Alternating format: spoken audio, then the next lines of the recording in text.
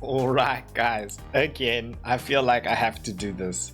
But should we be thinking of wildcarding in Game Week 3? I mean, Palmer's injured, Saka's injured, players like Ruto are not playing, Watkins is not performing. Like, a lot of the teams or players that we were banking on basically are just not performing. Just when you think as well that those people who wildcarded in Game Week 2, you're good, you're in the clear. I'm pretty sure now you're like, freak, I think I wasted my wildcard.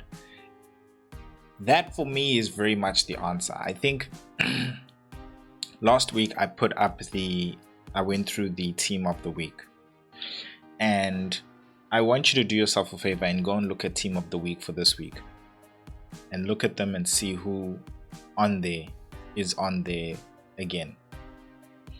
And that is to drive the point that we do not have enough information. Like, this is really even more so proof that it's not the time to wildcard. When there's a storm like this and things are just happening like haphazardly, remember, we also in the game of, as much as this is strategy, in the game of prediction. And it's hard to predict red cards. It's hard to predict injuries. You know, it's hard to predict games like Tottenham winning against Man City, and then you're like, oh man, Man City assets suck, or like you're starting to think now, oh, Tottenham assets are the best.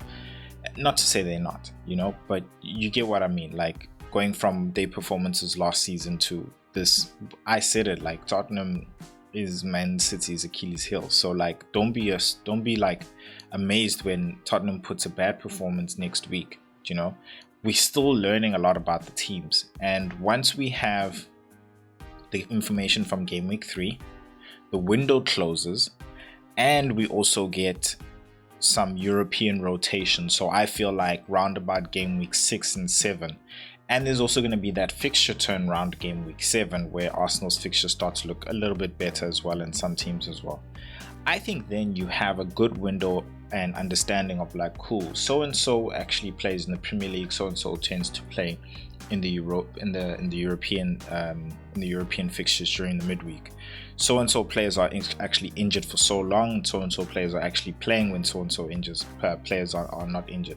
You'll have more information to actually make a better decision on your wild card for the long term. Because remember, your wild card, it ain't no free hit. It's proper played, and yeah. So for me, that's my verdict when it comes to the wild card. Do not play it. Wait. Continue to have more information. Manage your team right now. I